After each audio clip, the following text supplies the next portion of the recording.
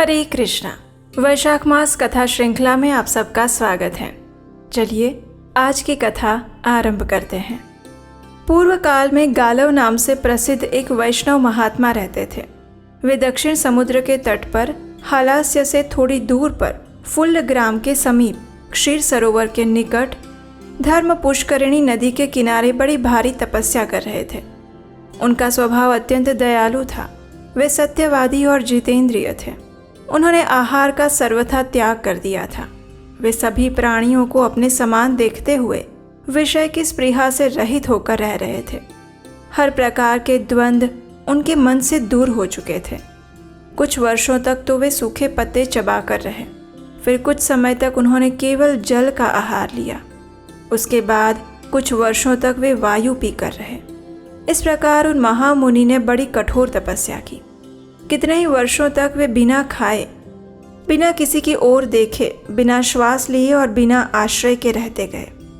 वर्षा ऋतु में आकाश से गिरती हुई पानी की धारा का कष्ट सहन करते।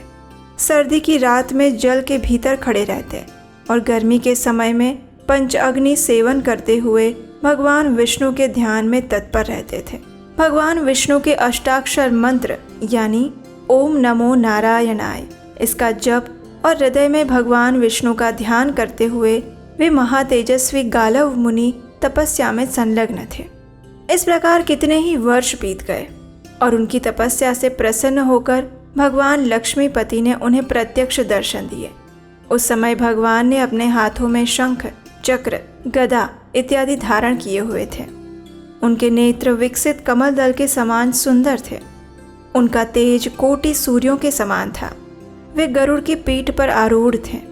उनके सिर पर छत्र था और पार्श्व भाग में डुलाए जा रहे चंवर की शोभा हो रही थी।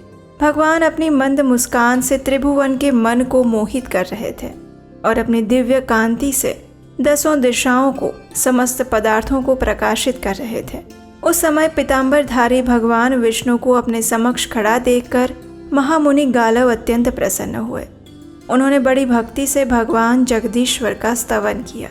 उन्होंने कहा, शंख चक्र गदा धारण करने वाले देवाधिदेव भगवान विष्णु को नमस्कार है।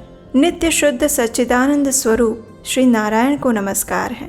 भक्तों की पीड़ा का नाश करने वाले हव्य कव्य स्वरूप आप यज्ञ पुरुष को नमस्कार है।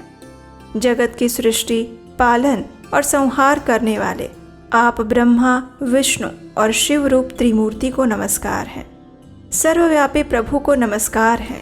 जगत की रचना करने वाले आप लक्ष्मीपति को नमस्कार हैं। सूर्य और चंद्रमा रूपी नेत्रों वाले आप भगवान को नमस्कार हैं। ब्रह्मा आदि देवताओं से वंदित आप भगवान विष्णु को नमस्कार हैं। वैकुंठ धाम में जिनका निवास है, जो ब्रह्मा जी के पिता हैं, भक्त जनों के दुखों का नाश करने वाले हैं, उन अमित पराक्रमी भगवान नारायण को नमस्कार है। शेषनाग की शैया पर शयन करने वाले आप भगवान नारायण को बारंबार नमस्कार है। इस प्रकार महात्मा गालव द्वारा की गई स्तुति से भगवान प्रसन्न हो गए। उन्होंने चारों हाथों से खींचकर गालव मुनि को अपने छाती से लगा लिया और उनसे प्रेम पूर्वक कहा, हे गालव, मैं तुम्हारी तपस्या और स्तुति से अत्यंत संतुष्ट हूँ। तुम्हें वर देने के लिए आया हूँ। मांगो, जो भी चाहिए मांग सकते हो। ये सुनकर गालव मुनि ने कहा, हे नारायण, रमानाथ, पीताम्बर, जनार्दन, मैं आपके दर्शन मात्र से ही सर्वाधिक कृतार्थ हो गया हूँ। इससे अधिक दूसरा और क्या वर हो सकता है? जिन्हें योगी नहीं देख पाते, कर्मठ लोग जिनका दर्शन नहीं कर पाते, उन्हीं परमात्मा का आज मैं साक्षात दर्शन कर रहा हूँ। इससे अधिक दूसरा वर क्या हो सकता है? मैं इतने से ही कृतार्थ हो गया हूँ। हे प्रभु, आपके युगल चरणार विंदों में मेरी अविचल भक्ति बनी रहे। ये सुनकर भगवान विष्णु ने कहा, हे गालव, मुझ में तुम्हारी दृढ़ और निष्काम भक्ति हो। प्रारब्ध के फल स्वरूप इस शरीर का अंत होने पर तुम्हें मेरे स्वरूप की प्राप्ति होगी। तुम इसी पवित्र आश्रम पर निवास करो। यह धर्म पुष्करिणी पुण्यमयी पाप नाशिनी है। इसके किनारे तप करने वाला मनुष्य सिद्धि को प्राप्त करता है। पूर्व काल में धर्मराज ने यहीं पर आकर दक्षिण समुद्र के तट पर महादेव जी का चिंतन करते हुए तपस्या की थी और इसी कारणवश इस नदी को धर्म पुष्करिणी के नाम से प्रसिद्ध किया गया है।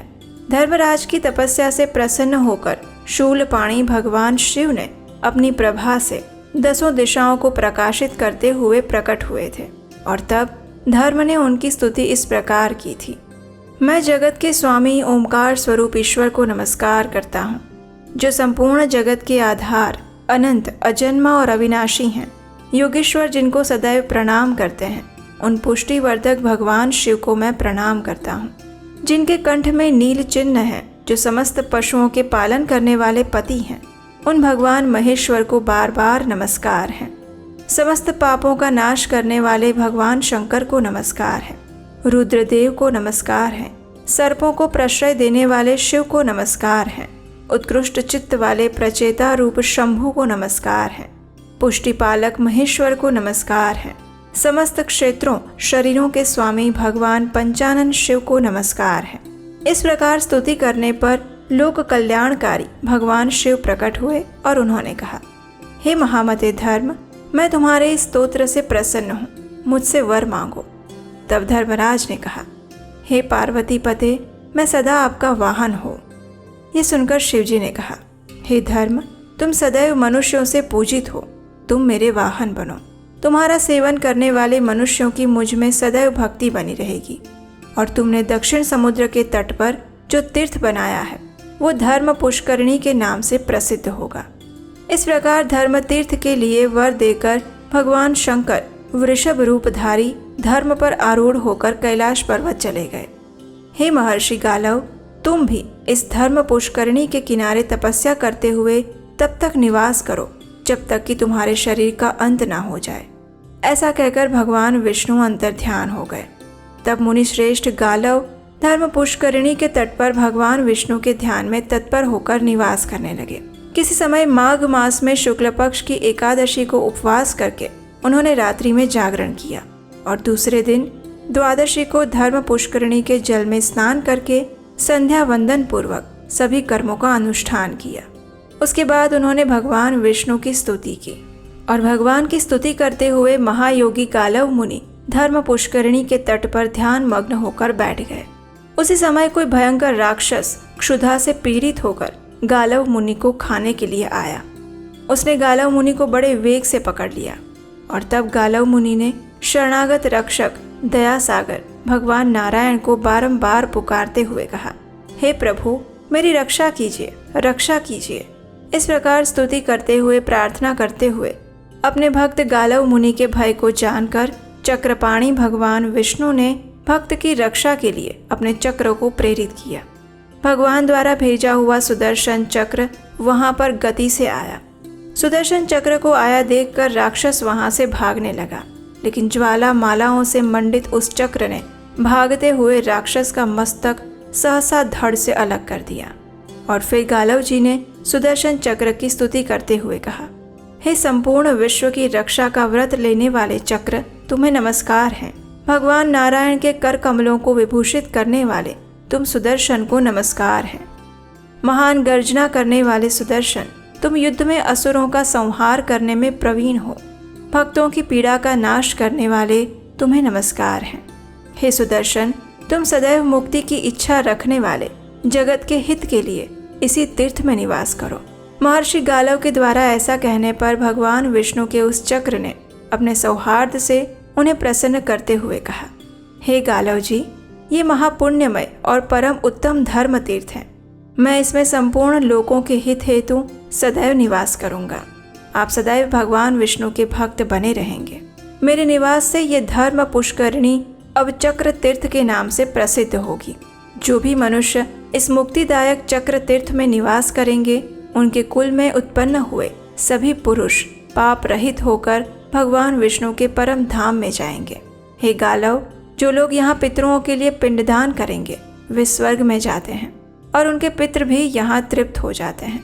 इस प्रकार कहकर भगवान विष्णु का वो चक्र गालव मुनि के देखते देखते उस पाप नाशिनी धर्म पुष्करणी में समा गया और तभी से धर्म तीर्थ की चक्र तीर्थ के नाम से प्रसिद्धि हुई।